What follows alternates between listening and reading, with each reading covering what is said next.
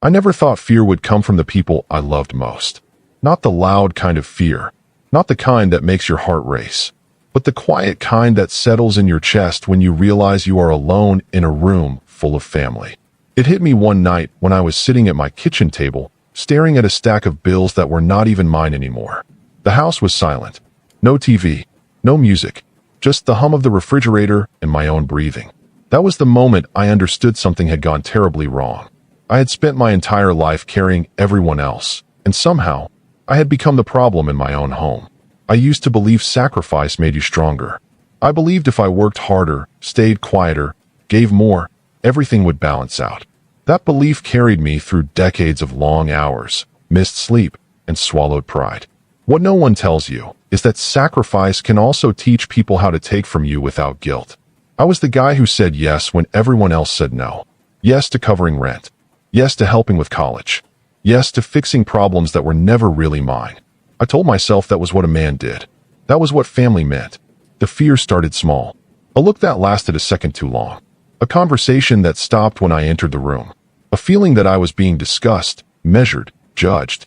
I brushed it off at first. I always did. But that night at the kitchen table, something cracked. I realized I was scared of my own family's silence. Because silence, when it comes from people who owe you everything, is never empty. Let me take you back. Back to where all of this began. Back to when I thought love was something you earned by bleeding quietly. I grew up believing responsibility was my birthright. I was the oldest son, and in my house, that meant something heavy. My father worked hard, but his health was never great. My mother was loving, but tired in a way that never really went away. From a young age, I learned how to step in without being asked. I learned how to stay calm when adults panicked. I learned how to listen instead of speak. I learned how to carry things, emotionally and financially, before I was ready.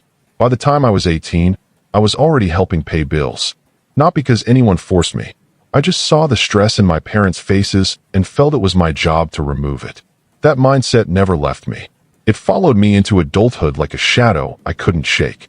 When my siblings needed help, I was there. When my parents struggled, I filled the gaps. When emergencies came up, my name was the first one mentioned. I wore that role with pride. It made me feel useful, needed, safe. I told myself, they appreciate this. They see me. That belief kept me going for a long time. I got married in my early 30s. My wife knew who I was when she met me. She saw the provider, the fixer, the calm one. At first, she admired it. She told people I was dependable. She said I was solid. Those words meant everything to me. We had kids, beautiful kids, and I promised myself I would give them everything I never had. Stability, security, a father who never disappeared when things got hard. I worked longer hours, took on more responsibility, said no to rest, and yes to overtime. Somewhere along the way, my sacrifices stopped being noticed and started being expected. When my brother lost his job, I helped him stay afloat. When my sister needed money for school, I covered it. When my parents needed medical help, I didn't hesitate. Each time, I told myself it was temporary. Each time, the load got heavier. I never asked for praise. I never asked for thanks. I only assumed loyalty would be there when I needed it. That assumption would cost me everything. The first real crack showed up during a family dinner. Nothing dramatic. No shouting. Just a comment my wife made about finances, said casually, almost joking. Everyone laughed. I smiled too. But inside, something tightened. Later that night, she told me we needed to talk. That sentence still makes my stomach drop when I hear it. She said I was too responsible. She said I was always tired. She said the family depended on me too much, and somehow, that had become my fault. I remember sitting there, nodding, trying to understand how being reliable had turned into a problem. I told her I was doing this for us. For everyone. She didn't argue. She just looked at me in a way that felt distant. Calculating. That look would become familiar. Over the next few months, conversations changed. Decisions were made without me. Money I had earned was discussed like it belonged to everyone else. My role shifted from provider to obstacle, and no one bothered to explain when or why. I felt fear again. Quiet fear. The kind that whispers instead of screams. I started to realize that when you spend your whole life being strong, people forget you are human.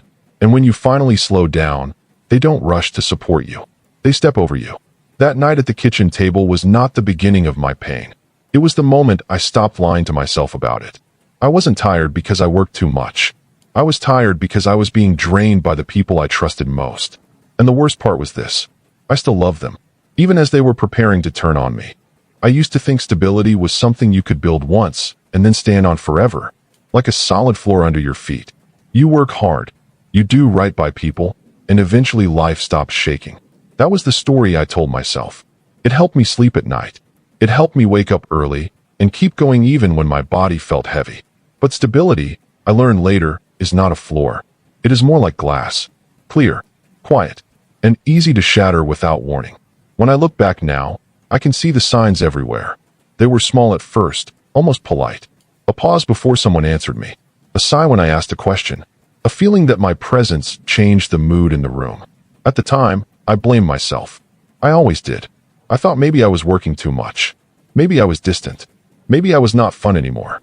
I never once considered that the problem might be how much I had given.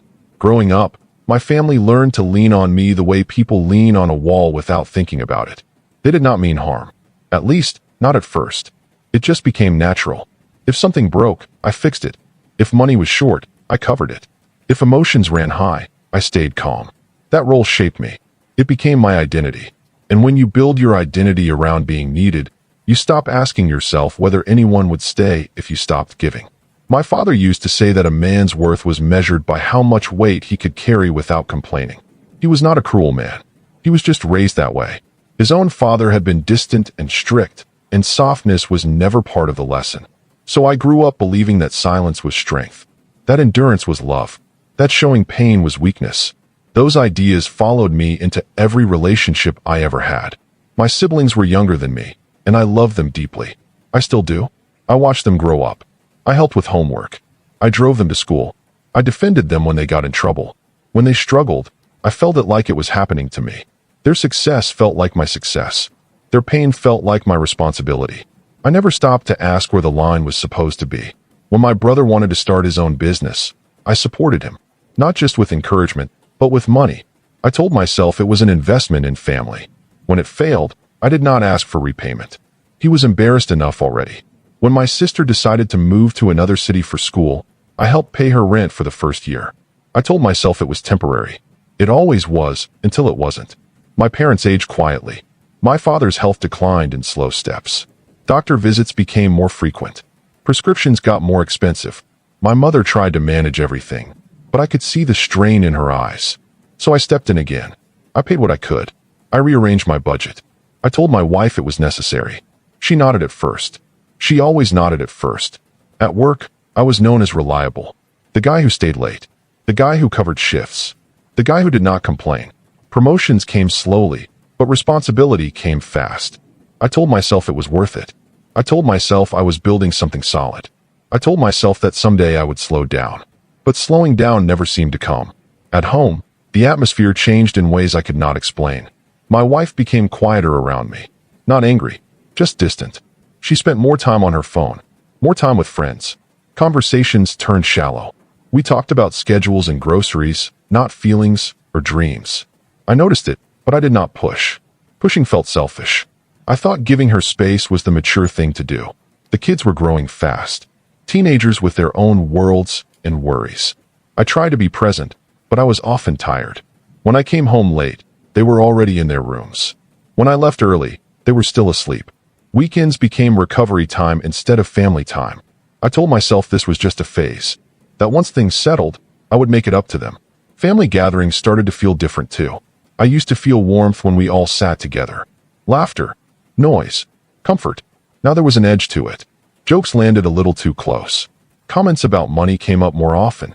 Someone would say, "Well, you're the one who can afford it," and laugh. Everyone else would laugh too. I laughed with them. But inside, something twisted. I noticed that decisions were being made around me, not with me. Plans discussed without my input. Assumptions made about what I would cover or handle. It was subtle, but it was constant. And the more it happened, the more invisible I felt. One night, after everyone had gone home from a family dinner, my wife told me she felt like our life revolved around other people's problems. I told her family needed help sometimes. She said it was always. I told her we could manage. She asked me when I planned to think about us. I did not have an answer ready. That silence between us grew. Not loud, just heavy. It followed us through the house. It sat between us at night. It showed up in the way she avoided my eyes when we talked about money. I felt like I was failing her, even though I was giving everything I had. I started waking up earlier, my mind already racing. Bills, expectations, responsibilities. I carried them all with me through the day. At work, I functioned on habit. At home, I felt like a guest in my own life. I tried to tell myself this was normal stress, that every man went through this, that it would pass. But stress does not usually come with whispers.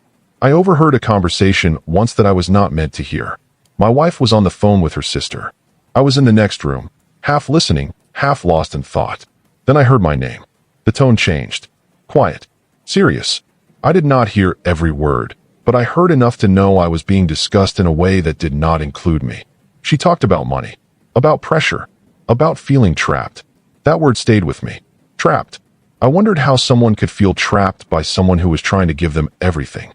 I did not confront her. I did not ask questions. I told myself I had misunderstood. I told myself it was not my place to listen in. That old instinct to stay quiet kicked in again. Silence had always felt safer than conflict. Around that time, my brother asked for help again. Just temporary, he said. Just until he got back on his feet. I said yes without thinking. When I told my wife, she did not react right away. She just looked at me. That look again. Distant. Measured. Like she was doing math in her head. She asked me if I ever planned to say no to anyone. I told her family did not work that way. She asked me if our marriage did. I did not answer. Not because I did not care, but because I did not know how. The truth was, I was afraid of what would happen if I stopped being useful. Afraid of disappointing people. Afraid of being seen as selfish. Afraid of discovering that my value came only from what I provided. I started to feel like I was standing on thin ice. One wrong move, and everything would break. So I moved carefully. I smiled when I was tired. I agreed when I wanted to rest. I paid when I wanted to stop. That is how you survive, I told myself. That is how you keep peace. But peace built on fear is not peace at all. The kids noticed changes before I did. My son once asked me why I always looked worried. I laughed it off. My daughter asked me why mom seemed mad all the time. I told her adults get stressed. Inside, my chest felt tight. I hated that they were feeling it too. I tried to plan a small family trip. Nothing fancy. Just time together. My wife said it was not a good time financially. I reminded her of all the money we spent helping others. She said that was exactly the problem.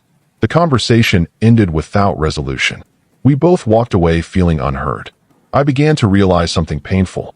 I had built my life around holding everyone else up, but no one had learned how to hold me. Not my siblings. Not my parents. Not even my wife. I had trained them, without meaning to expect strength and silence from me at all times. And the moment I showed cracks, they did not rush in. They stepped back. Family gatherings became tense. I noticed my siblings exchanging looks when money came up. I noticed my parents hesitating before asking for help, then asking anyway. I noticed how my wife withdrew during these moments, like she was separating herself from me piece by piece. I felt like I was standing in the middle of a slow collapse. Walls shifting, foundations cracking, and no one wanted to talk about it. One evening, after a long day, I sat alone in my car before going inside the house. I just sat there, hands on the steering wheel, breathing. I realized I was exhausted in a way sleep could not fix. I felt used, but guilty for feeling that way. I felt angry, but ashamed of it. I felt scared, but did not know of what exactly. I asked myself a question I had avoided my whole life. What happens if I stop? The answer terrified me, because deep down, I knew the truth. My family loved me, but they loved the version of me that made their lives easier. And I did not know if they would recognize me if I became something else. That was the state I was in when everything began to shift from quiet tension to open fracture. I did not know it yet, but the foundation of my life was already cracking. And soon, something would happen that would force everyone to choose sides, including me. I wish I could say the breaking point came with shouting or slammed doors or some dramatic fight that made everything clear. But real life does not work that way. Most of the time, things fall apart quietly, slowly, one small moment at a time, until one day you look around and realize you are standing in the ruins of something you thought was solid. The shift started with money, the way it always does. Not because money mattered most, but because it revealed everything people were too afraid to say out loud. I began noticing transactions I did not recognize. Small amounts at first. A bill paid twice. A transfer I did not remember approving. I told myself it was a mistake, that I was tired, that I had simply forgotten. I trusted my wife. I trusted my family. Trust had always been my default setting. One evening, I sat down with my laptop to review our finances more carefully. Not because I suspected anything, but because the numbers did not add up anymore. I expected to find simple explanations. What I found instead made my chest feel tight. There were withdrawals that lined up perfectly with the times my siblings had mentioned needing help. Only this time, they had not asked me directly. I stared at the screen for a long time. I remember the glow of the laptop in the dark room. I remember how quiet the house was. Everyone else was asleep. I felt like I was discovering a secret I was never meant to see. The next morning, I asked my wife about it casually. I kept my tone light, calm, like I was asking about groceries or the weather. She froze for just a second. Most people would not have noticed it. I did. That pause told me everything I needed to know and nothing at all at the same time. She said she thought I knew. She said my brother needed help urgently. She said she did not want to stress me out because I already had so much on my plate. Her words sounded reasonable, loving even, but something felt off. This was not about one transfer. This was about decisions being made without me. I asked her why she did not tell me. She said she knew I would say yes anyway. That sentence hit harder than she realized. Because she was right. I would have said yes. And that was the problem. For the first time in my life, I felt like my generosity was being used against me. Like my predictability had become a tool. I wanted to be angry. I wanted to raise my voice. Instead, I nodded and said we should talk about it later. Old habits die hard. Later never really came. Instead, more things started happening. My sister called, upset that I had not sent money when she expected it. That word stuck with me. Expected. My parents mentioned a medical expense I had already covered, asking if I could help again. My brother talked about plans that involved money I had not agreed to provide. It was like everyone was operating on an assumption that my resources were communal property. I felt trapped between resentment and guilt. If I spoke up, I was selfish. If I stayed silent, I was being drained. There was no option that felt right. So I chose the one I knew best. Silence. At home, my wife grew more distant. She started spending more time out of the house. Dinners together became rare. When we did talk, the conversations were tense. Not explosive, just brittle. Like glass that might crack if touched the wrong way. One night, after the kids had gone to bed, she told me she felt like she was living under constant pressure. She said my family was always in our lives, always needing something, always pulling us into their problems. I told her I was doing my best. She said my best was not enough anymore. That sentence hurt more than I expected. I had given my best to everyone, every day, and somehow it was still not enough. She said she felt like she came second to everyone else. I wanted to argue. I wanted to explain that everything I did was for our family too. But the truth was complicated. In trying to take care of everyone, I had neglected parts of my marriage. Not out of lack of love, but out of exhaustion. She asked me if I even knew what I wanted anymore. I realized I did not have an answer. Wanting had never been part of my vocabulary. Responsibility had replaced it a long time ago. The tension spread to the kids. They started picking up on moods and silences. My son became more withdrawn. My daughter asked fewer questions. I hated myself for that. I hated that my choices were affecting them in ways I could not control. Things came to a head during a family gathering that was supposed to be simple. A birthday, cake, small talk, smiles for pictures. Instead, it turned into something else entirely. My brother made a joke about how lucky I was to have a good job, how I always landed on my feet. Everyone laughed. I forced a smile. Then he added that it must be nice to have someone like me in the family, someone reliable. Something about the way he said it made my stomach drop. My wife did not laugh. She looked away. Later, when the room thinned out and conversations broke into smaller groups, my sister pulled me aside. She asked me if everything was okay financially. The question felt strange. I said yes. She hesitated, then said she had heard things were tight. That was news to me. I asked her where she heard that. She said my wife had mentioned it, that I was stressed, that things were hard. I felt a cold wave move through me. Conversations were happening about me, about my life, without me present. I confronted my wife when we got home. Not angrily, just directly. I asked her why she was talking to my family about our finances. She said she needed support. She said she felt alone. I reminded her that I was right there. She said that was exactly the problem. That night, I slept on the couch. Not because we fought, but because there was no space between us anymore. The distance had become physical. In the days that followed, I felt like I was watching my life from the outside. People spoke to me carefully, like I was fragile or dangerous.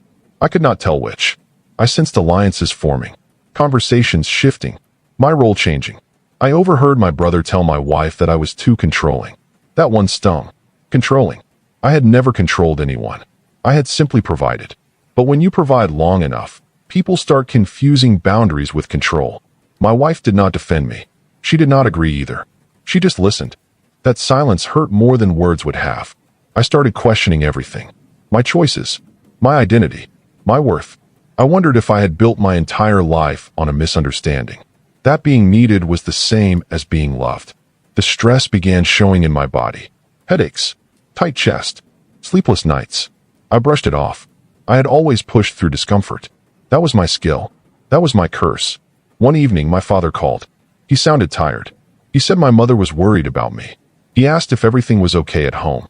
I wanted to tell him the truth. I wanted to say I was drowning. Instead, I said I was just busy. He said something then that I will never forget. He said, "You've always been strong. We don't worry about you." That was the problem. No one worried about me. Because strength, when worn too long, makes people blind. The final crack came when I discovered a larger transfer. Not small, not explainable, a significant amount. My hands shook as I stared at the screen. This time, there was no reasonable excuse. This time, it had been done deliberately. I confronted my wife immediately. I did not raise my voice. I did not accuse. I simply asked her to explain. She sighed. That sigh carried months of frustration, resentment, and something else I could not name. She said she was tired of asking, tired of waiting for me to prioritize us. She said she had taken control because someone had to. She said my family would never stop taking unless someone drew a line. I asked her why she did not draw that line with me. She said she did not trust me to do it. That was the moment something broke inside me. Not loudly, quietly, like a thread snapping under too much weight. I realized then that I was no longer seen as a partner.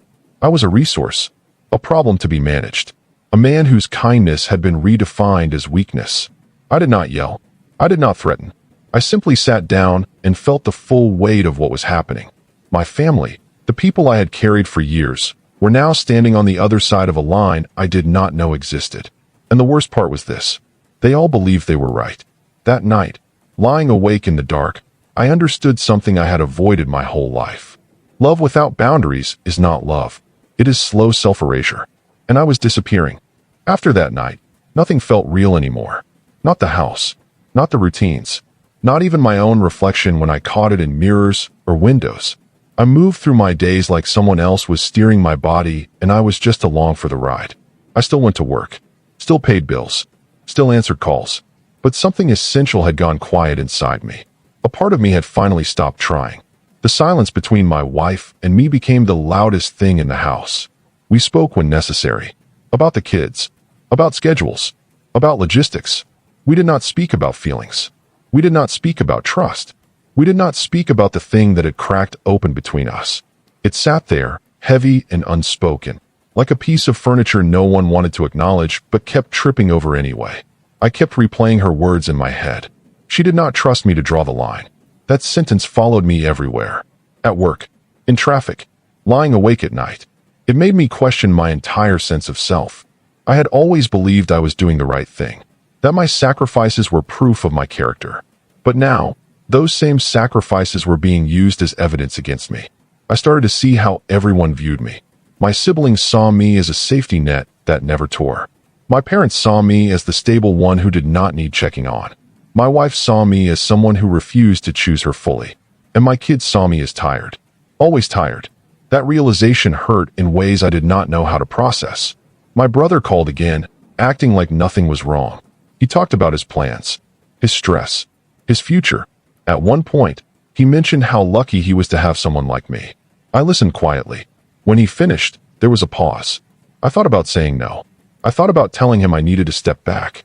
The words sat right at the edge of my mouth. Then he said something that tipped the balance. He said, "You're always there, man. I don't know what I'd do without you. And just like that, I said yes again. After the call ended, I sat there staring at my phone. I felt sick. Not because I had agreed, but because I knew why I had. I was afraid of what would happen if I stopped being that guy. Afraid of who I would be without that role. That fear controlled more of my life than I wanted to admit. My wife noticed. She always did. She asked me if I had sent money again. I nodded. She did not yell. She did not cry. She just shook her head slowly, like someone watching a pattern repeat that they had already given up trying to change. She said she was tired. Not just physically, emotionally. She said she felt like she was competing with my family for space in my life and losing. I told her that was not true. She asked me to prove it. I did not know how. That was the night she said she needed space. Those words landed differently this time.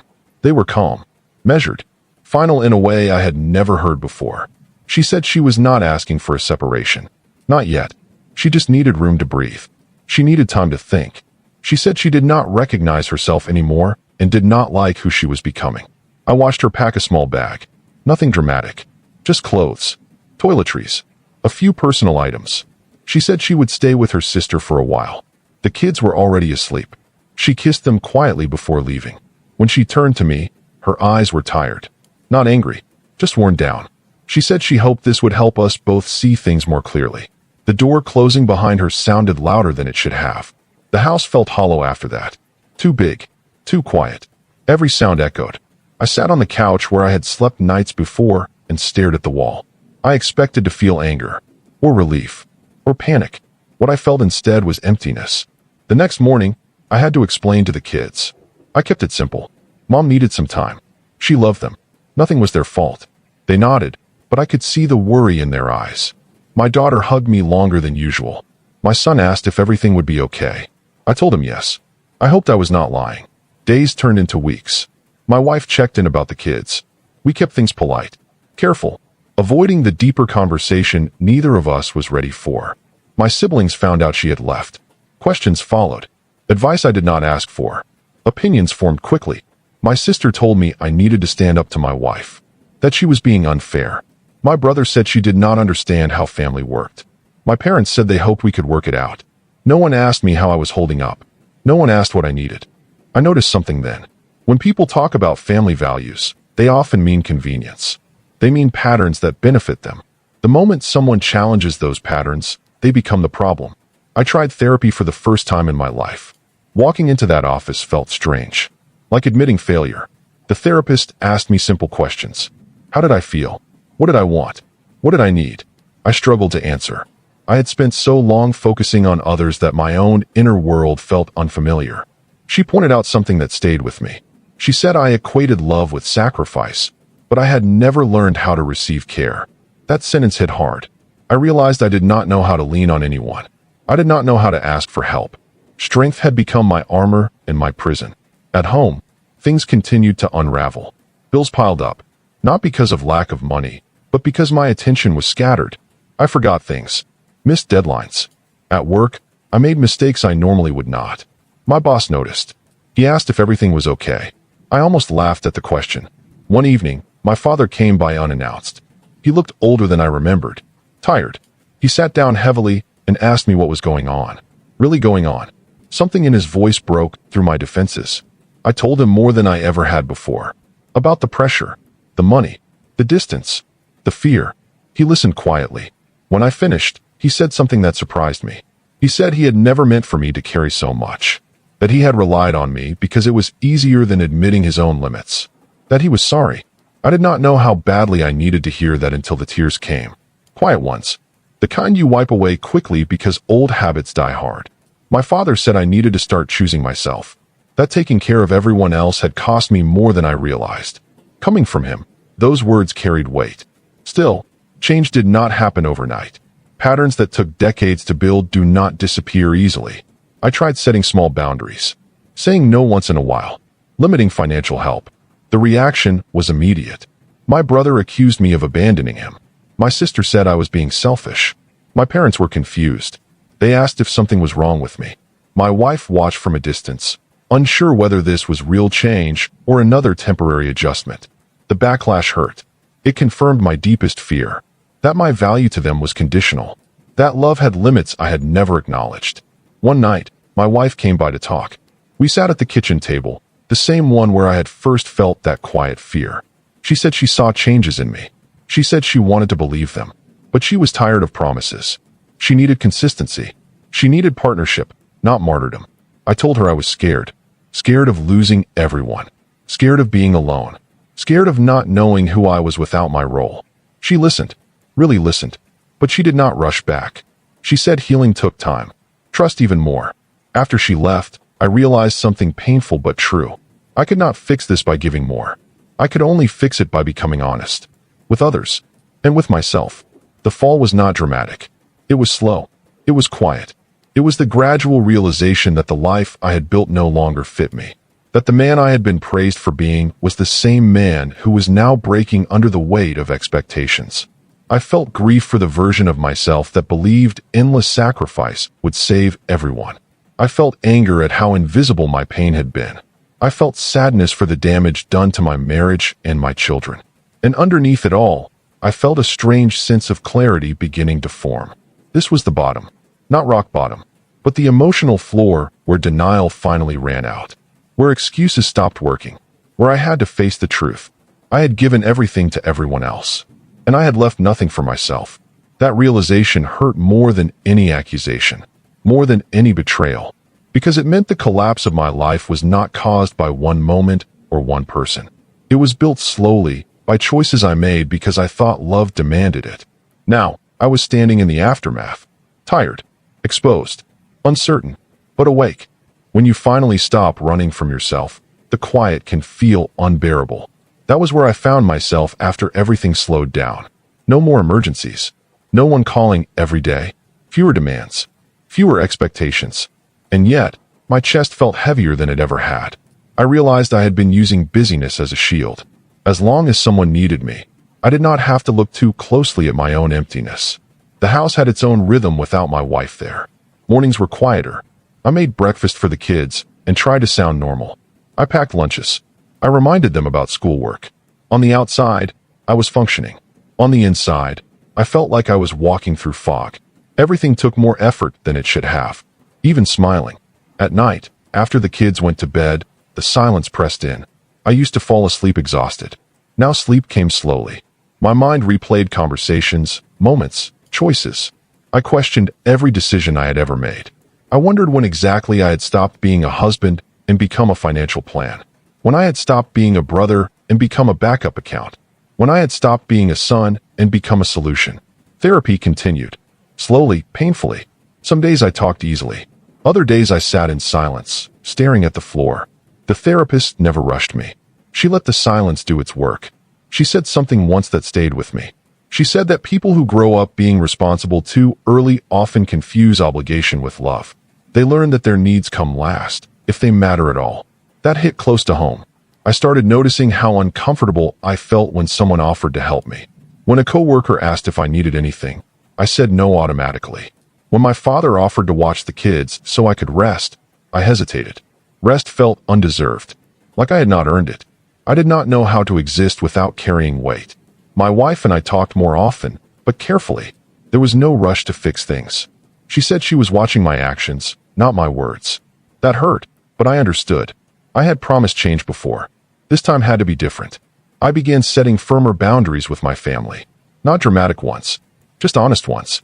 I told my brother I could not help financially anymore. I told my sister I needed to focus on my kids and my marriage. I told my parents I loved them, but I could not be their safety net for everything. The reactions were immediate and painful. My brother said I had changed. My sister said I was cold. My mother cried and asked what she had done wrong. My father was quiet.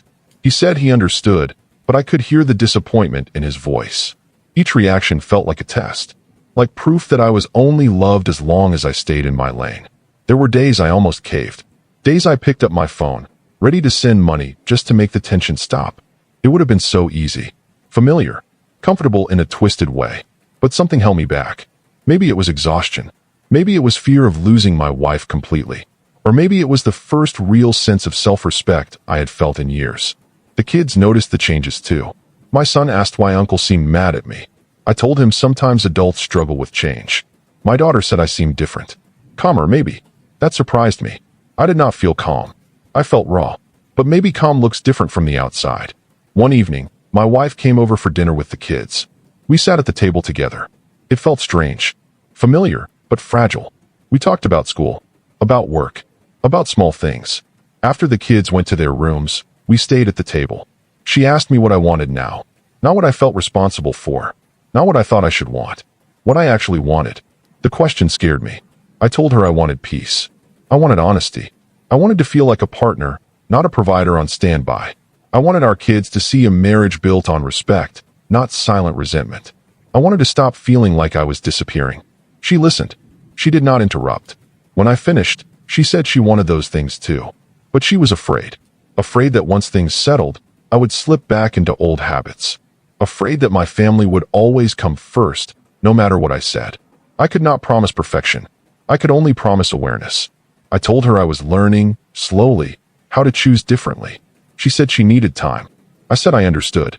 After she left, I felt a mix of hope and grief. Hope that things could change.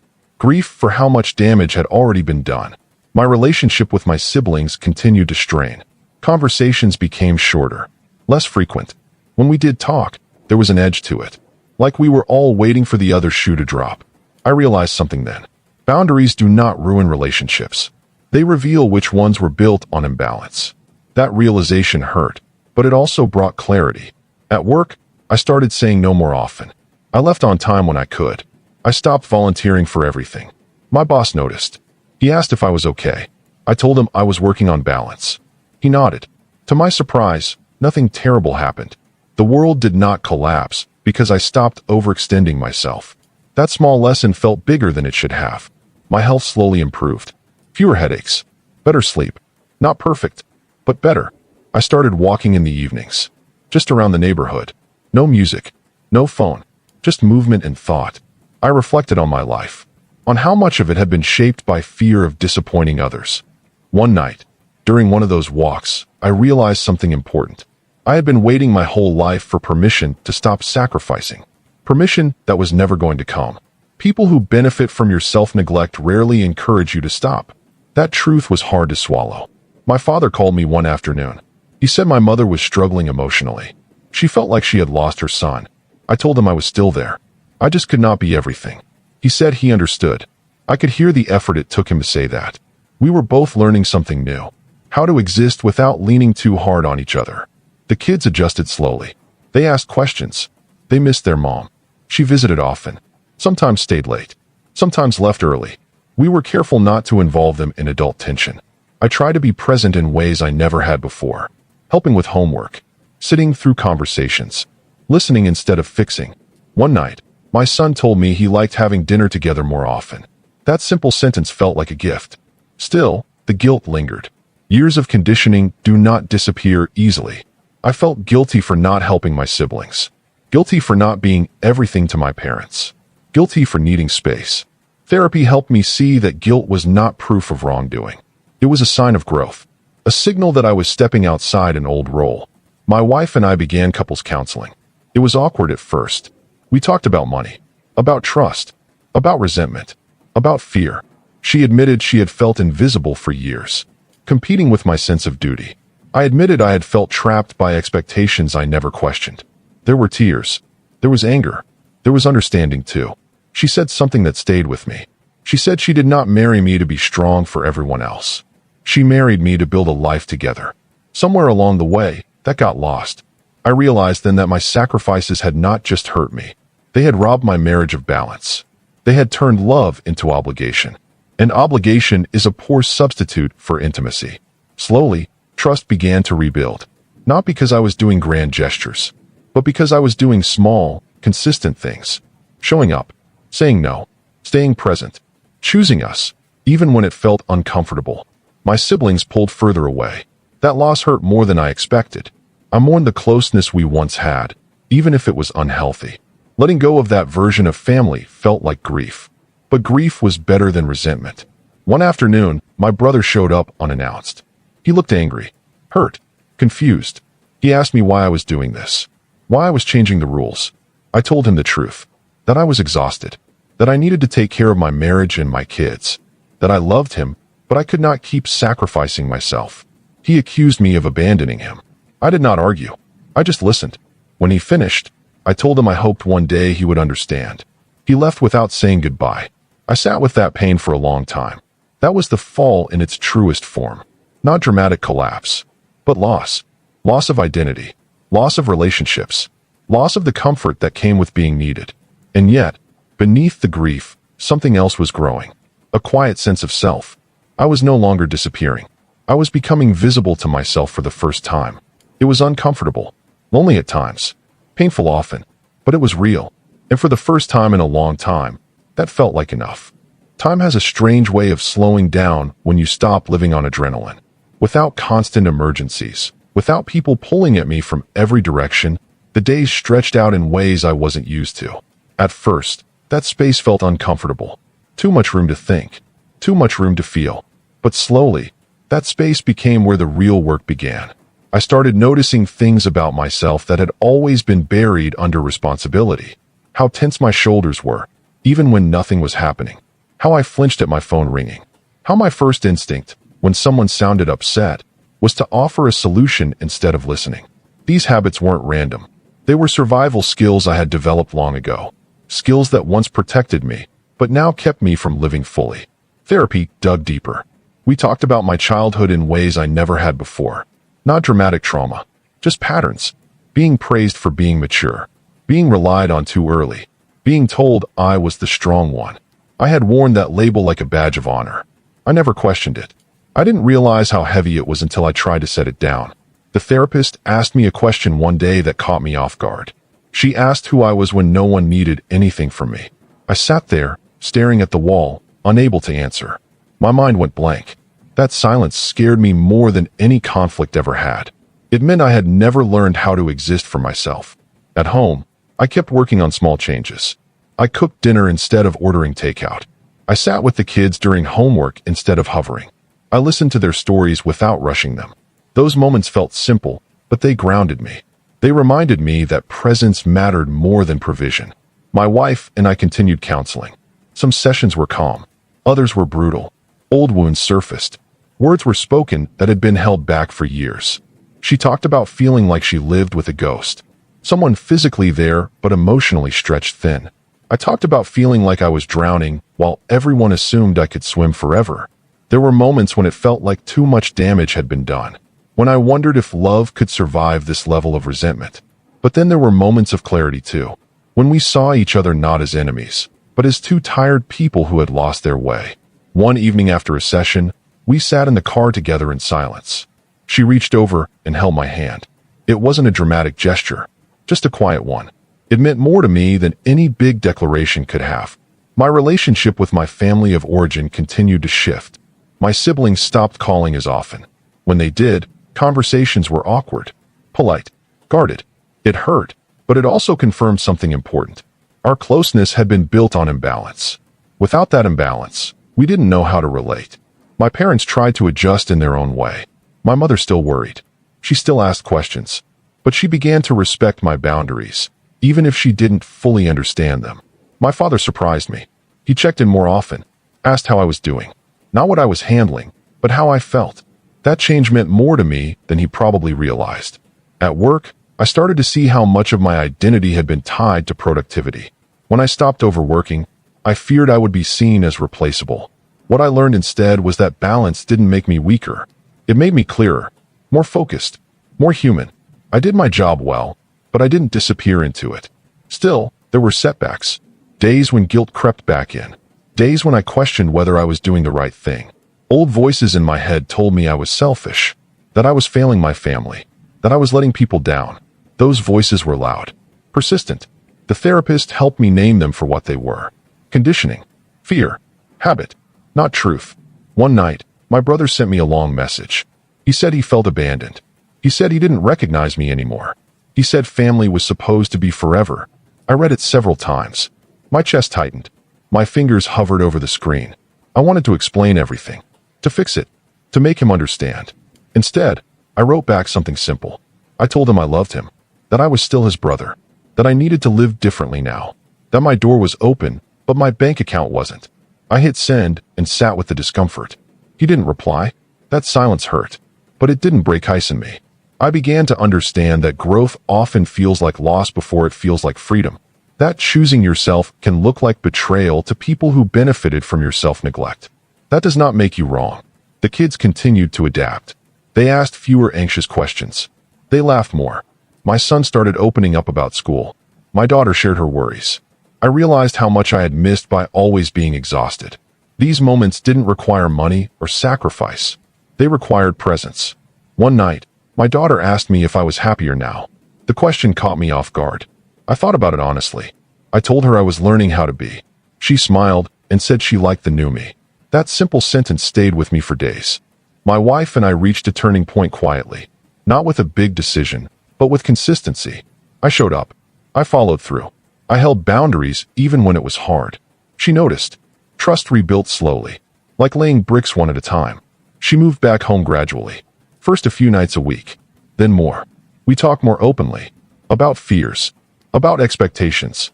About how we wanted to move forward. There was still work to do, but there was hope. I started to feel something new inside me. Not confidence, not certainty, but steadiness.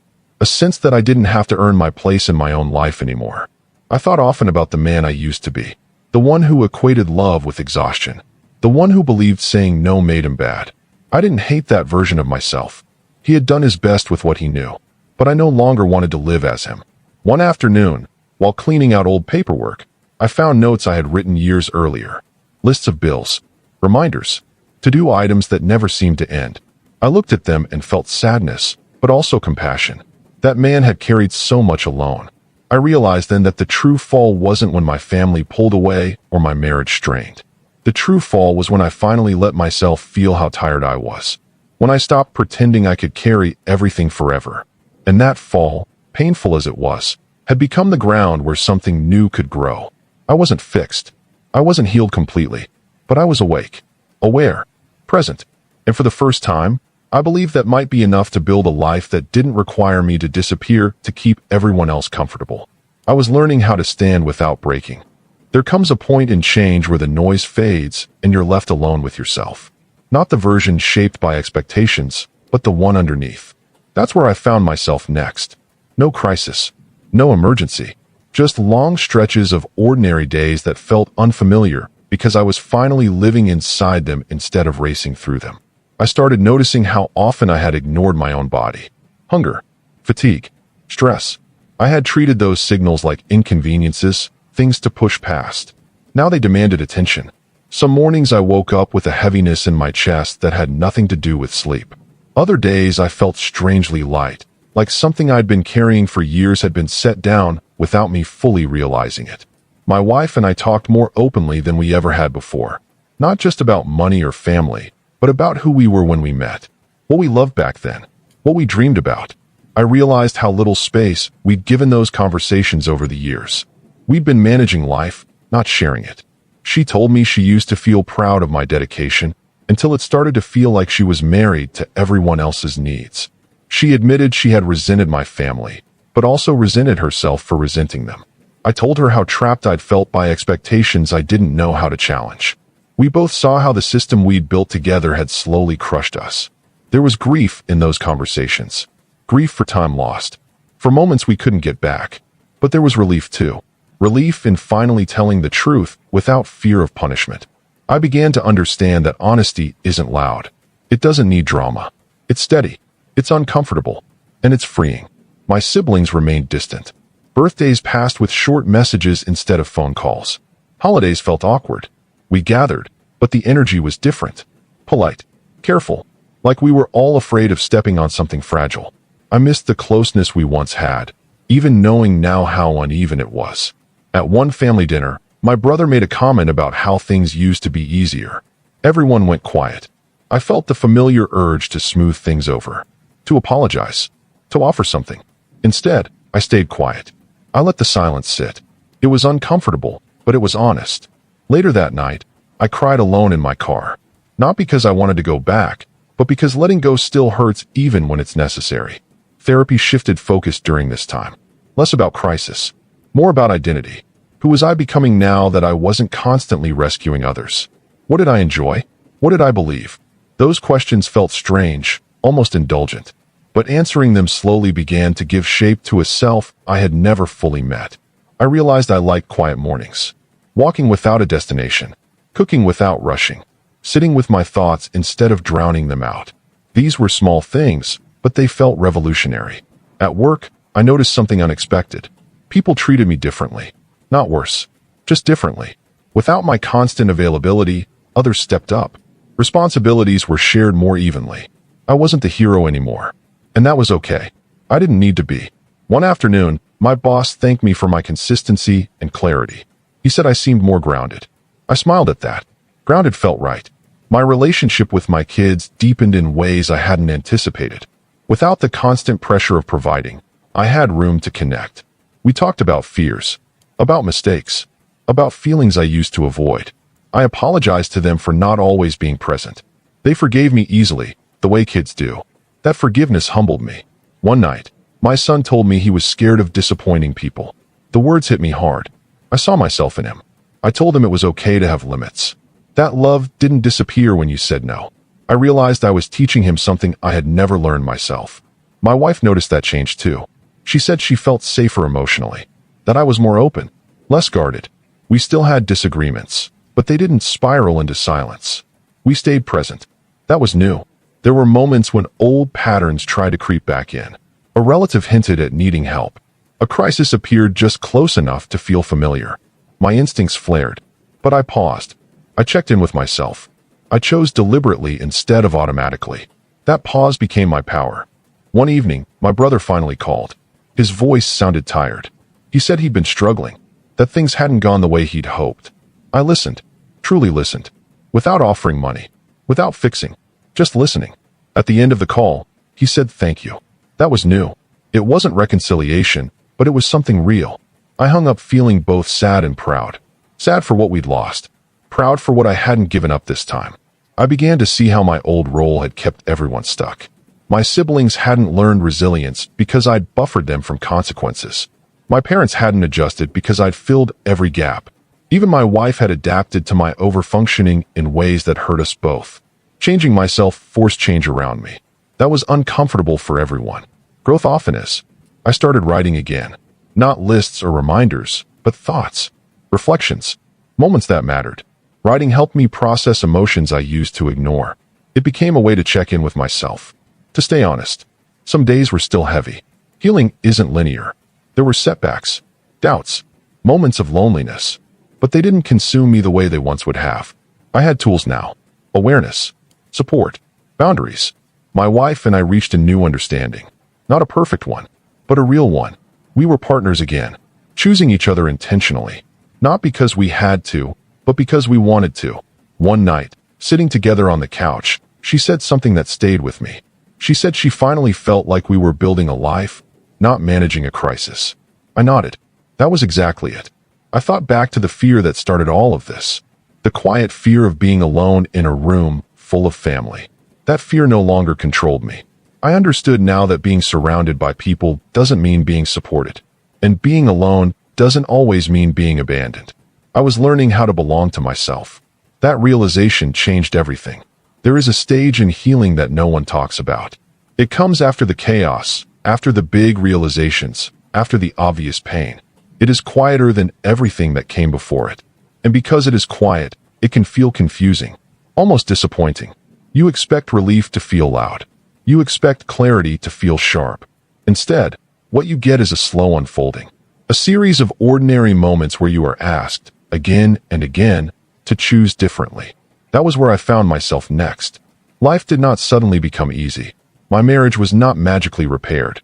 My family relationships did not reset. I did not wake up one morning feeling whole. What I felt instead was responsibility of a new kind. Responsibility to myself. And that turned out to be harder than carrying everyone else. I began to understand how deeply my old patterns were wired into me. Even when I said no on the outside, my mind still said yes. Even when I held a boundary, guilt followed close behind. It showed up in small ways. A tight chest, a restless night, a voice in my head asking if I was doing the right thing. For years, guilt had been my compass. If I felt guilty, I assumed I was doing something wrong. Now I was learning that guilt could also mean I was doing something new. My wife and I continued rebuilding. But rebuilding is slow when trust has been stretched thin. Some days felt solid. Other days felt fragile. There were moments when old fears resurfaced, especially around money. She worried I would fall back into old habits under pressure. I worried she would leave if I failed again. We talked about those fears openly, even when it was uncomfortable. One night, she told me something I hadn't realized before. She said she had never doubted my love, but she had doubted my availability. She said she felt like I was always emotionally somewhere else, solving problems that weren't ours. Hearing that hurt, but it also clarified something important. Love isn't just intention, it's attention.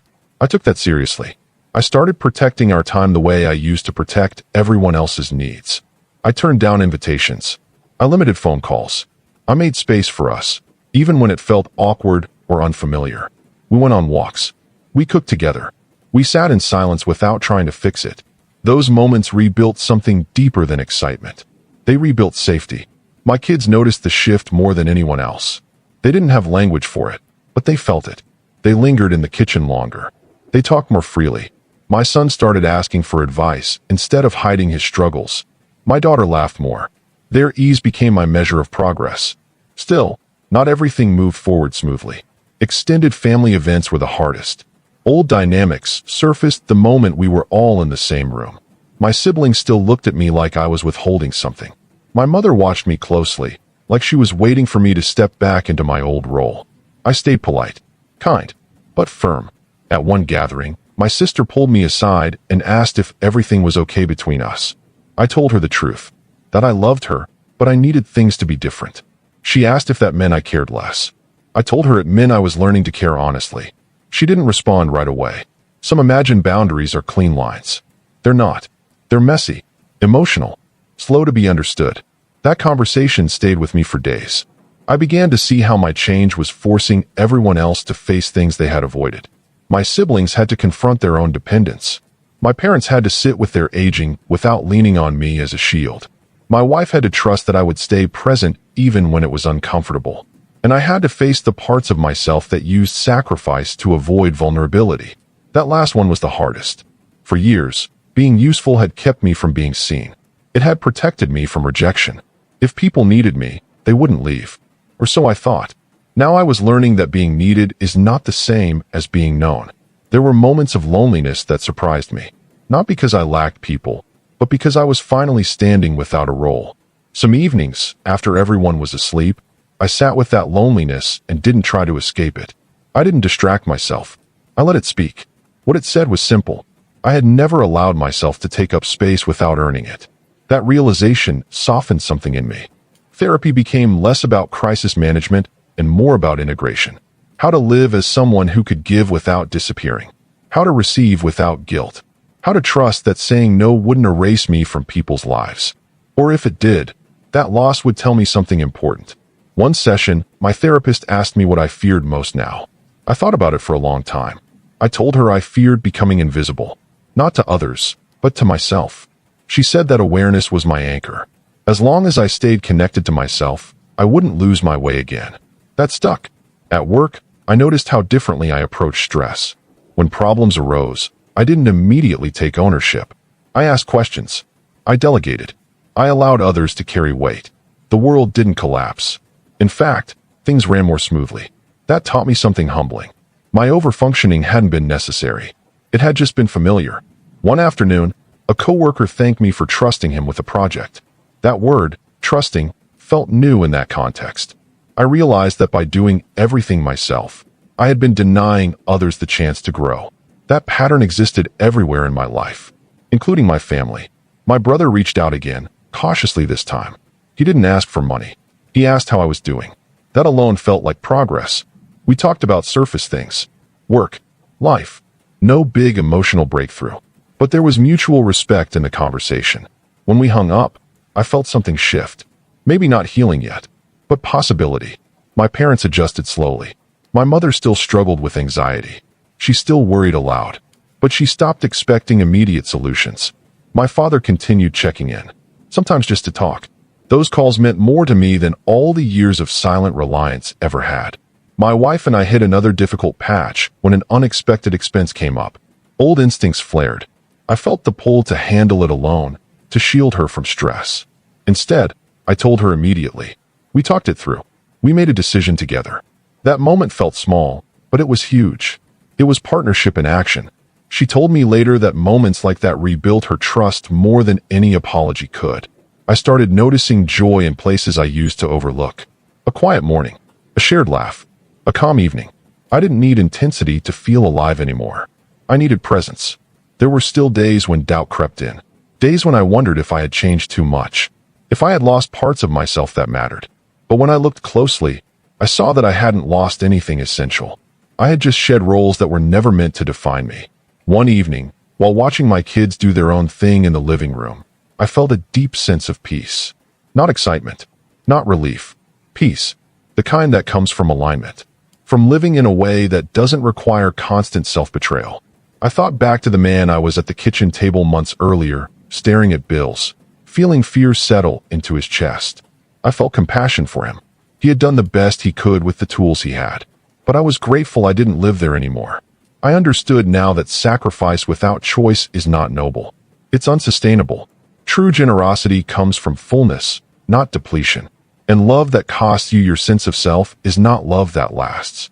As this phase of my life settled into something steadier, I realized that healing wasn't about returning to who I used to be. It was about becoming someone new. Someone who could stand in the middle of love and limits without collapsing. That realization didn't come with fireworks. It came quietly, and it stayed. I began to notice that life didn't rush forward the way it used to. Without constant emergencies and endless obligations, the days stretched and expanded in ways that felt almost strange. I had space to think, to reflect, and to feel things I'd buried for years. That stillness was uncomfortable at first, but slowly it became the place where the deepest work happened. I started paying attention to my body in ways I hadn't before. Tension in my shoulders, a tightening in my chest, sleep that felt shallow or restless. For so long, I had ignored these signals, treating them as inconveniences, as weaknesses. Now I learned they were messages, warnings, invitations to pause. I began walking in the evenings, not to exercise, but just to exist in my own skin, to breathe, to listen to myself. My wife and I continued couples counseling. Some sessions were calm and steady. Others reopened old wounds. We talked about resentment that had built up silently over the years. She spoke of the exhaustion she felt competing with my family for my attention, and how she had sometimes felt invisible in her own marriage. I spoke of my fear of letting people down, my compulsive need to solve problems, and the guilt that followed whenever I tried to set boundaries. We realized together that our lives had become a cycle of obligation rather than partnership. We had been surviving, not living. And yet, we both wanted to change that. That understanding didn't erase the hurt, but it gave us a direction, a way forward that was built on honesty instead of habit. I started practicing presence instead of perfection. I listened to my kids in ways I hadn't before. My son confided worries about school, about friends, about failing. My daughter shared small frustrations that I used to dismiss or rush through. I sat with them without trying to fix everything, without solving problems that weren't mine to solve. Just listening, just being there. Those moments felt small, but they grounded me in ways that nothing else had.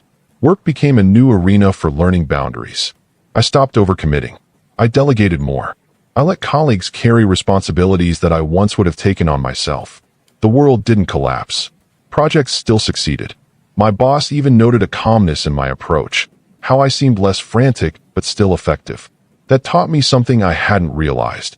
My value wasn't tied to endless sacrifice. My siblings were slower to adjust. Calls came less frequently. Questions about money or help were replaced by awkward silences. I felt the sting of that distance, the loss of the closeness we once had. But I also realized that much of that closeness had been conditional, built on my availability and predictability rather than genuine connection. Letting go of that dynamic was painful, but necessary. My parents adapted too. My mother worried less about my day-to-day life. My father called to ask how I was feeling, not what I was handling. Those small shifts were profound. They taught me that relationships could survive change, even if the shape of them shifted. My wife's trust returned gradually, not all at once, Not perfectly, but in consistent, small gestures. I shared concerns openly. I admitted mistakes. I showed up emotionally. Over time, the tension between us softened. The fear that silence and avoidance had created began to dissolve. There were still setbacks. Days when I slipped back into old habits, when guilt crept in at saying no, when fear of disappointing someone made me reach for my old reflexes. But now I paused. I checked myself. I chose differently. Each time I did, the habit of overgiving weakened. I started writing in journals again. Not lists of obligations, but reflections, observations, moments of growth and failure. Writing became a mirror, a way to check in with myself. I began noticing patterns, old tendencies, triggers, moments where I could act with awareness instead of reflex. The kids thrived in ways I hadn't anticipated. My presence mattered more than I realized. They felt seen, heard, valued. That, more than anything, reminded me that the work I was doing wasn't just about me. It was about shaping a family culture where love wasn't conditional on sacrifice. I realized that my overfunctioning had created dependency, not connection. My siblings had grown reliant on me to handle things. My parents had grown accustomed to my availability, and even my wife had adapted to my constant doing rather than being able to rely on me emotionally. Change forced them, and me, to confront patterns we hadn't questioned. It was uncomfortable for all of us, but necessary. Slowly, I began to enjoy small joys again. Simple mornings with coffee and a quiet house. Evenings with my wife talking about nothing in particular. Watching my kids play without distraction. Cooking meals and savoring the process instead of rushing. Life felt ordinary, but ordinary was new. Ordinary was grounding. One afternoon, my brother reached out. He didn't ask for help or complain. He simply asked how I was doing. That small gesture meant more than I could put into words. It wasn't reconciliation, but it was a start. He was seeing me as a person, not just a provider. That realization reminded me how long it had taken to be seen honestly, even by family. I also learned that healing requires consistency. Trust cannot be rebuilt with a single gesture. It is earned in the quiet, repeated actions of showing up, speaking truth, and honoring boundaries. My wife and I learned this daily. We disagreed sometimes, tested each other, even argued. But the foundation of honesty kept us from falling back into old cycles. There were nights when loneliness crept back, when I wondered if I had given up too much for myself, if I had lost pieces of who I was in trying to rebuild. But I realized that growth is messy. Loss and gain coexist. And loneliness isn't failure. It's a signal that change is happening. I began to understand that love and sacrifice are not the same thing. Sacrifice without limits leads to depletion. Love without attention leads to invisibility. True generosity comes from fullness, not emptiness. And being present, fully, is more valuable than solving everyone's problems for them. One evening, sitting quietly after the kids had gone to bed, my wife reached over and took my hand. No words, no drama, just presence. That simple act carried more weight than all the sacrifices I had ever made. In that moment, I understood what I had been chasing all along. Connection, intimacy, being known, not needed. I thought back to the man I had been before all this began. Exhausted, overextended, invisible under the weight of his own generosity. I felt compassion for him. He had done the best he could with what he knew, but I didn't have to live there anymore. I was learning how to stand fully in my own life, to care without disappearing, to love without losing myself. And though the journey was far from over, I could feel the foundation of something lasting forming beneath my feet. For the first time in years, I felt the quiet certainty of being enough. Not because I was perfect, not because everyone approved, but because I was awake, aware, and finally present. And that presence, ordinary, steady, and true, felt like freedom. After months of this slow, steady shift, I began to realize that change isn't linear. It's not neat or clean. It comes in waves. Some days I felt grounded and clear. Others, doubt and fear crept back in like a fog. Even when I was doing everything right, I could feel old habits pulling at me, whispering that I should revert to being the person everyone expected me to be. It was exhausting at first, but I started noticing something else. I didn't have to answer those whispers automatically anymore. The kids continued to be a mirror for my growth. My son started talking about things he had never shared before. Fears about school, anxieties about friendships, even frustrations about how he sometimes felt overlooked at home. I listened, really listened, without trying to fix it. My daughter started asking for advice about small, everyday decisions. I could see their confidence grow, and in those moments, I understood that my presence mattered more than any financial support or solution I could provide. It was grounding, it was real, and it was what I had missed for so long. At work, I began noticing a similar pattern. Before, I had equated value with sacrifice and visibility.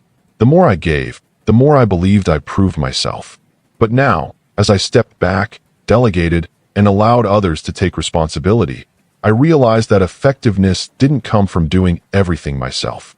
It came from being intentional, being aware, and being present when it mattered most. The world did not collapse when I said no or took a break. In fact, things often improved. My colleagues grew. My team functioned better. And I began to understand that my overfunctioning had been a cage, not a gift. There were setbacks, of course. My siblings still struggled with my boundaries. Some holidays were tense. Phone calls were shorter. Invitations went unanswered. At first, I felt guilt. Old guilt that had once dictated my every move. But now I paused. I realized that their discomfort was not mine to fix. My change forced them to confront dynamics they had relied on for years. That was hard for all of us, but it was necessary. Therapy helped me navigate these complexities. We explored what it meant to give without disappearing, to love without losing myself, to set boundaries without guilt. I learned that guilt often masquerades as love in families. That habit can feel like duty. That being strong can be a prison if it's imposed too early and carried too long. I began to understand that choosing myself wasn't selfish. It was essential. One evening, my wife and I sat together after putting the kids to bed. We had talked about finances, routines, and schedules, but now the conversation shifted. She asked me how I truly felt about everything we had been through. I told her the truth. I was exhausted, but I felt alive in a way I hadn't for years. I felt connected. I felt aware. I felt like I could finally breathe. She reached across the table and held my hand, and I realized that love had returned not through sacrifice, but through honesty and presence. I began to notice small joys that I had missed before. Quiet mornings with coffee, watching the kids play without distraction, cooking meals slowly, savoring the process, laughing with my wife without worrying about the next crisis. These moments, ordinary and unspectacular, became the foundation of a new life. I realized that ordinary could feel revolutionary when you had spent years chasing approval and doing for others at your own expense. Even my relationship with my parents shifted. My mother still worried, but she asked fewer questions and stopped expecting immediate solutions. My father began checking in about how I was feeling, not what I was handling. These small adjustments were profound. They reminded me that relationships could survive change, even when the shape of them shifted. There were nights when loneliness returned, when I questioned whether I had given up too much to myself, whether I had lost pieces of who I was in trying to rebuild. But I learned that loneliness is not a sign of failure. It's a signal that transformation is taking place. It is the space where you confront yourself honestly and make conscious choices instead of reacting out of habit. I started writing again, not lists or reminders, but reflections and observations. I wrote about fear, growth, and learning to stay present. Writing became a mirror that allowed me to see my patterns clearly and to catch myself when I slipped back into old ways. It was a way to measure progress, a way to hold myself accountable without judgment. There were moments of tension with my siblings still. They didn't always understand my choices, and some hurt lingered. I realized that their reactions were not about me being wrong. They were about their own attachments to old dynamics. Accepting that took patience, and it required me to hold my own boundaries firmly while staying compassionate toward them. It was uncomfortable, but necessary for real growth. With my wife, trust continued to rebuild in small, consistent gestures. Showing up, being present, communicating openly. It was not about grand declarations or dramatic apologies.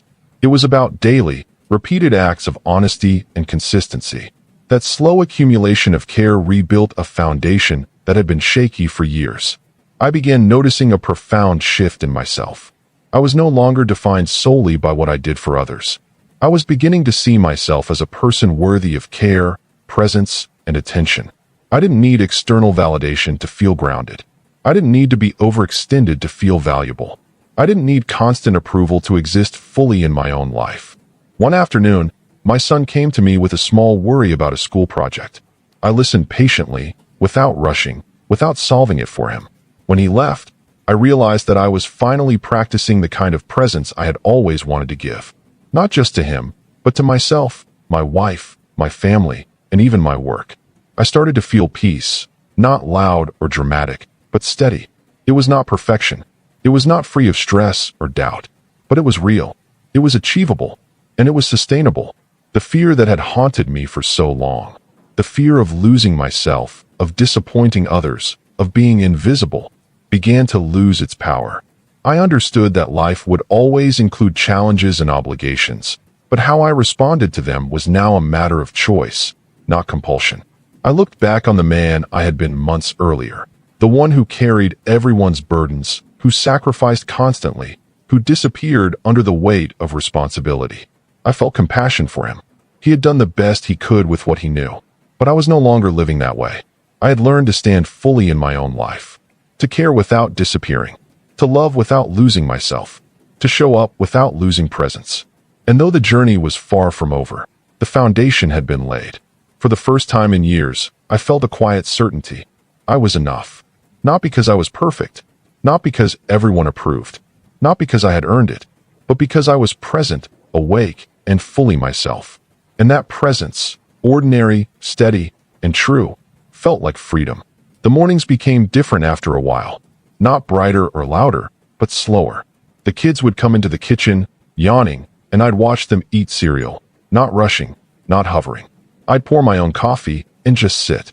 For years, mornings had been a race. Get everyone ready, solve problems before breakfast, fix what might go wrong at school. Now I noticed the quiet, and for the first time, it didn't feel empty. It felt like space I was finally allowed to occupy. At work, I began noticing subtleties I'd ignored before. A colleague's frustration, a subtle shift in tone, a project falling behind not because I wasn't doing enough, but because we hadn't communicated clearly. I stopped assuming the weight of the world was mine to carry. I asked questions, listened carefully, delegated when appropriate. The office didn't collapse. In fact, things ran smoother. My overfunctioning had been a trap, disguised as responsibility. I realized now that presence mattered more than perfection. My relationship with my wife deepened in quiet, almost imperceptible ways. There were no dramatic gestures or public declarations, just small, consistent acts, making tea the way she liked it, listening to her without immediately offering solutions, asking how her day really went. She noticed, and it mattered. She began to trust not just what I said, but the patterns of how I acted. Trust had always been there in theory, but now it was alive, built brick by brick in the daily grind. The kids were thriving in ways I hadn't anticipated. My son started coming to me for advice about friendships, homework, and even social pressures. My daughter shared fears about school and small disappointments that once I would have brushed aside. Now I listened, truly listened. I didn't jump in to solve everything. I didn't fix. I just held space. And holding that space, without trying to fill it, became one of the most meaningful gifts I could give. Boundaries continued to be the hardest part. My siblings still tested them, intentionally or not. Calls were shorter, visits more measured. I felt the sting of distance, missed moments, and conversations that didn't happen. At first, it felt lonely. But I reminded myself that boundaries weren't rejection, they were honesty. They allowed me to be present for my immediate family without disappearing under the weight of everyone else's expectations. My parents adjusted slowly. My mother still worried. My father still checked in. But the questions changed. How are you? Replaced, what are you doing?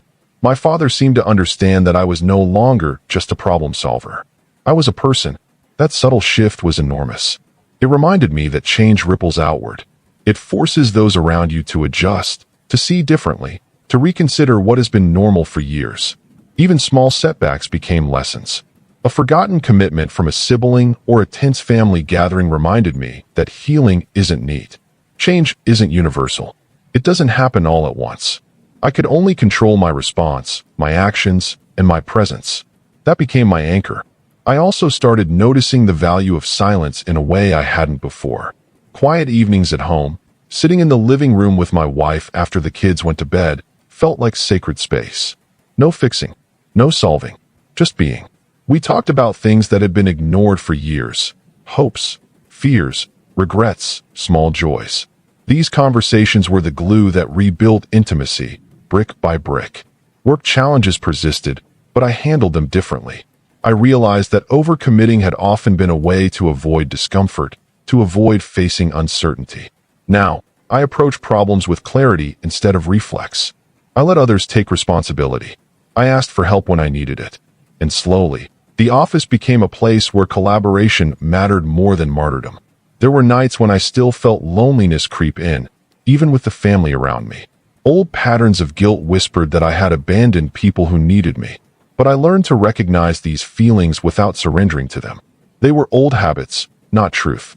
And the truth was that I had learned to exist fully in my own life without disappearing for others. Writing became a daily practice. I recorded thoughts, reflections, emotions, and small victories. The act of putting words on paper gave clarity. It reminded me of progress, helped me see patterns I might otherwise miss, and anchored me in the present moment.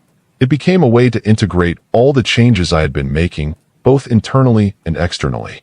One day, my brother reached out again. The conversation was cautious, measured. No requests, no demands, just two people checking in. He expressed frustration, but also curiosity. I listened. I responded honestly without trying to fix him.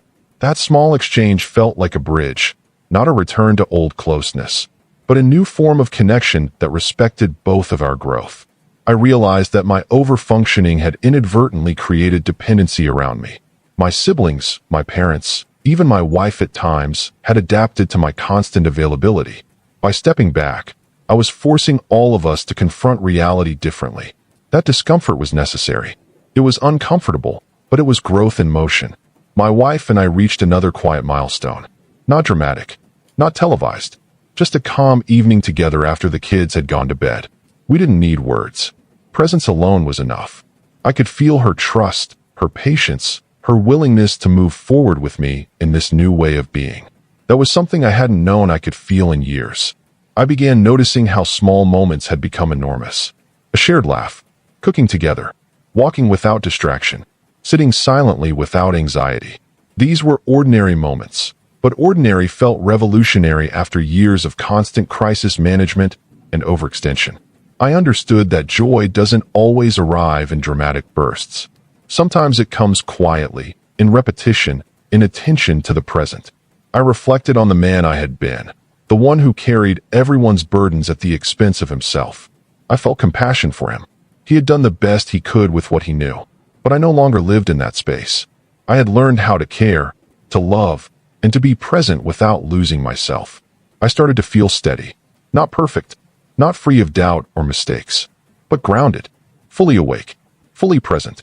And in that steadiness, I realized I was enough. Not because anyone else said so, but because I had allowed myself to exist fully, honestly, and intentionally. The old fear that I would disappear if I said no, if I set boundaries, if I prioritized my family and self over extended demands, was losing power. I understood now that living fully does not require endless sacrifice. It requires honesty, presence, and consistency. And as I sat quietly one evening, watching my children play and my wife reading nearby, I felt a deep sense of peace. Not loud, not dramatic, but real. Life was ordinary, yes, but it was steady, intentional, and ours.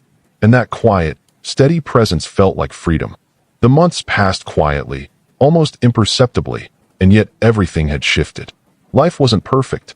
There were still small tensions, moments of old patterns slipping in, and reminders of past mistakes.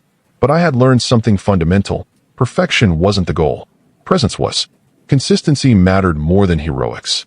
And love, real love, wasn't measured in sacrifice alone. It was measured in attention, honesty, and being fully there. I watched my children grow in ways I hadn't anticipated. My son shared his thoughts without hesitation now, trusting that I would listen and not judge. My daughter would run into the kitchen, excited about a story from school, and I could meet her energy without stress, without rushing, without my mind elsewhere. Those moments weren't monumental in the way life sometimes tells us they should be. They were quiet, ordinary, and yet they were everything. Being there, fully, was the gift I had been missing for so long. With my wife, the change was subtle but profound. We no longer needed to manage every emotion or anticipate every move. We communicated openly, not perfectly, but honestly. Arguments still happened. Misunderstandings still arose. But the difference now was in how we navigated them. We stayed present. We didn't withdraw. We didn't let old fears dictate our reactions. And slowly, trust and intimacy rebuilt themselves in the spaces that honesty had opened. I noticed the patterns of my own mind shifting. Where guilt once dominated, awareness now took root. Old reflexes, saying yes when I wanted to say no, overextending to prove worth, disappearing in the service of others, no longer controlled me. When they tried, I paused. I observed. I chose differently. That pause became a kind of freedom. A freedom I had never truly known. Extended family still maintained distance. Holidays and gatherings carried tension, awkward silences, and subtle judgments. My siblings were not all willing to adjust, and I had to accept that. That acceptance was one of the hardest lessons. Growth sometimes separates you from the people you love, but I also realized that separation didn't mean disconnection. Relationships could exist differently, with boundaries and respect replacing obligation and unspoken resentment. Therapy continued, but the focus changed.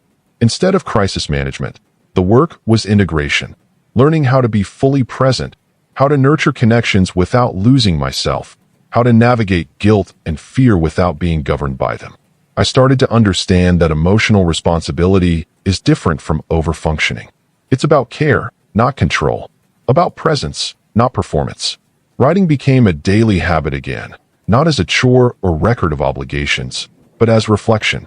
I wrote about feelings, small victories, observations, even failures. It gave me a mirror, allowed me to process, and anchored me to the present. It reminded me that growth is gradual, sometimes imperceptible, but cumulative. Work life also became a measure of the new me. I no longer overcommit. I delegated with intention. I asked for help when needed. And I realized that others stepping up didn't diminish me. It expanded our collective strength. My team grew. My colleagues thrived. And I learned that I could lead, guide, and support without losing myself in the process. One evening, my brother called unexpectedly.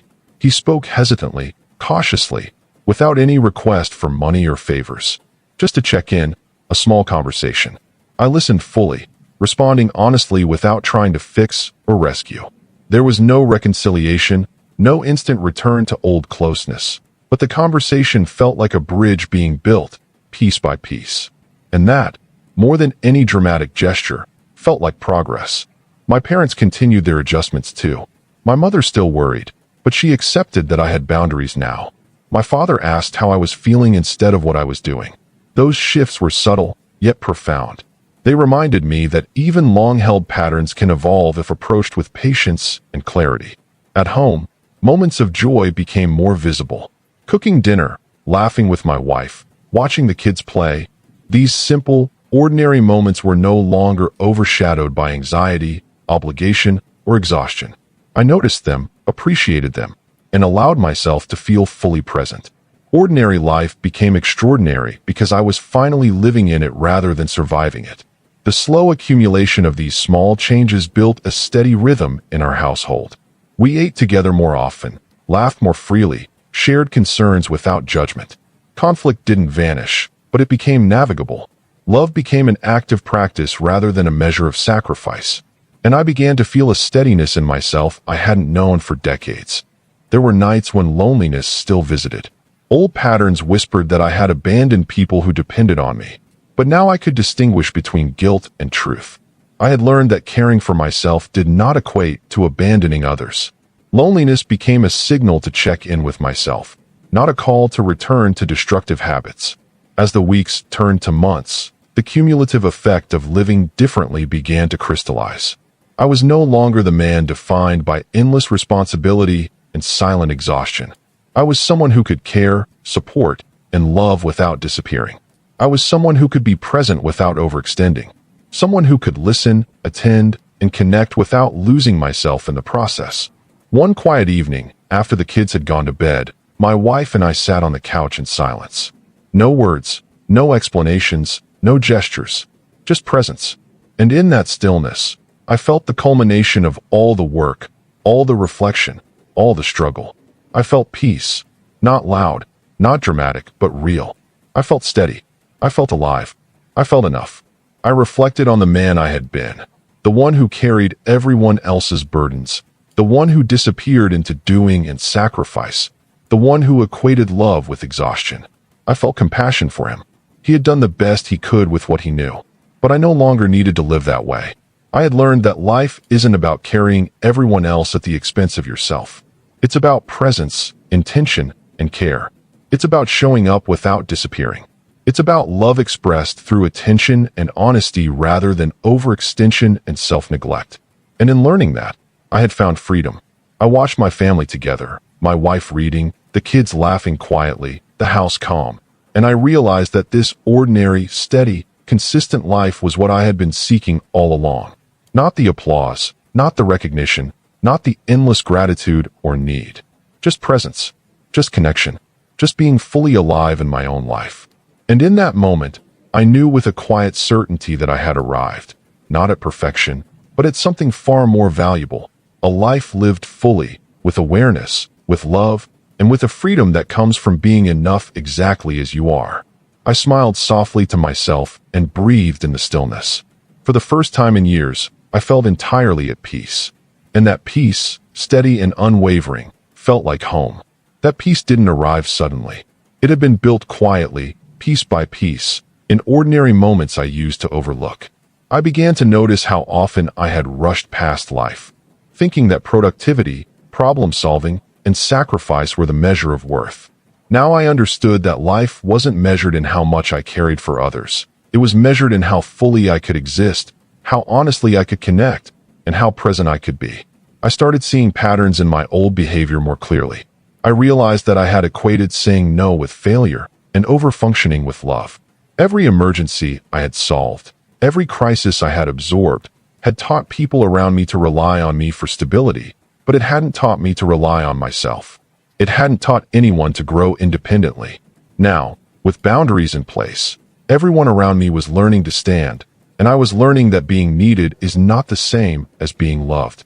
The kids continued to be my greatest teachers. One evening, my son asked me why I seemed calmer these days. I hesitated, then told him the truth, that I was learning to take care of myself too, that I couldn't be present for him or anyone else if I didn't. He nodded, thoughtful, and I realized he was already absorbing lessons I'd spent decades learning. My daughter later told me she liked having me around because I actually listened. Those simple statements, from children, carried more meaning than anything I had ever earned in my adult life. Work no longer dominated my identity. Delegating and trusting others to handle responsibilities felt strange at first. I worried about judgment, about being seen as less capable.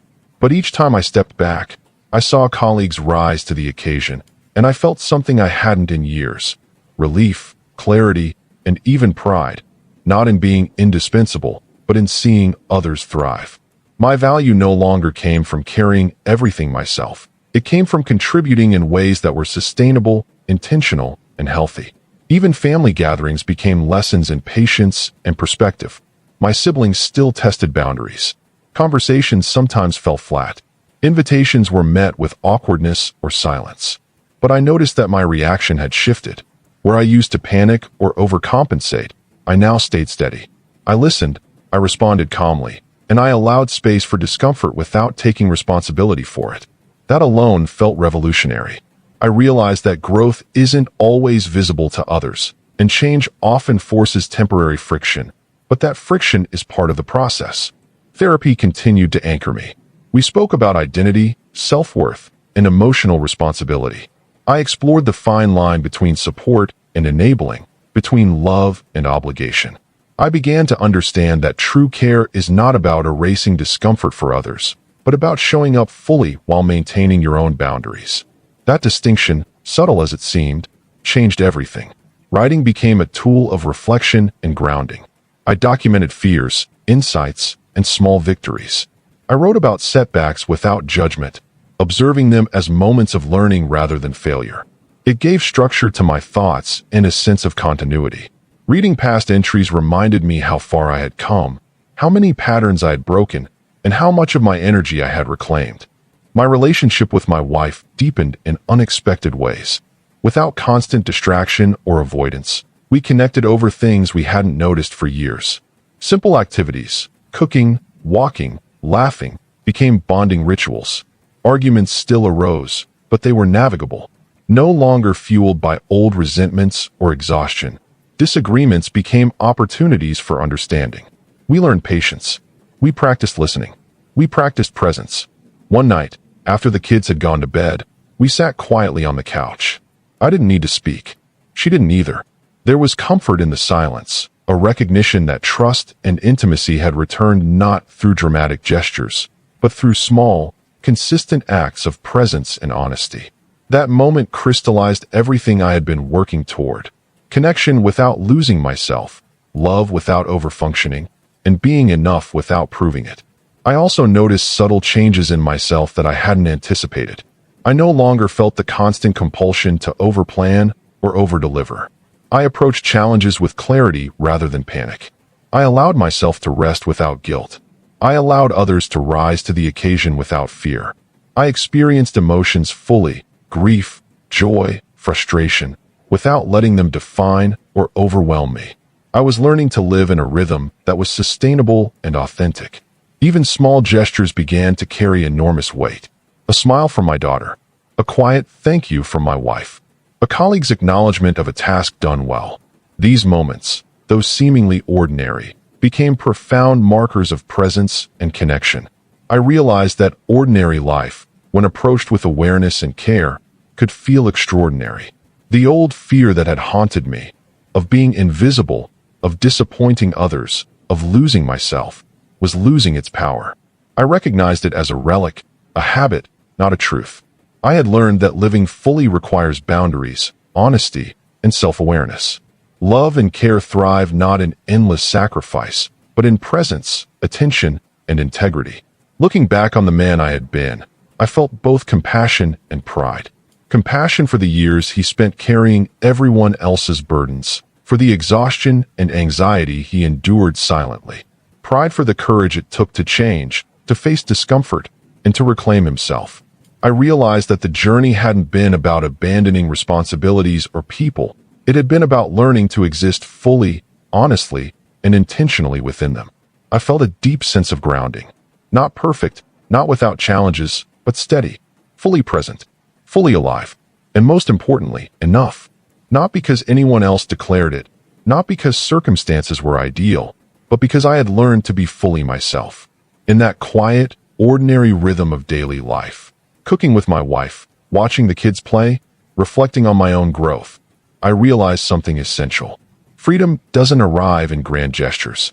It arrives in presence, in honesty, in consistent choices that honor your own life while nurturing connection. Freedom is quiet, steady, and entirely within reach. I smiled softly, breathing in the stillness, and felt it at last. Peace, presence, and the enduring knowledge that I was enough, fully, completely, and finally.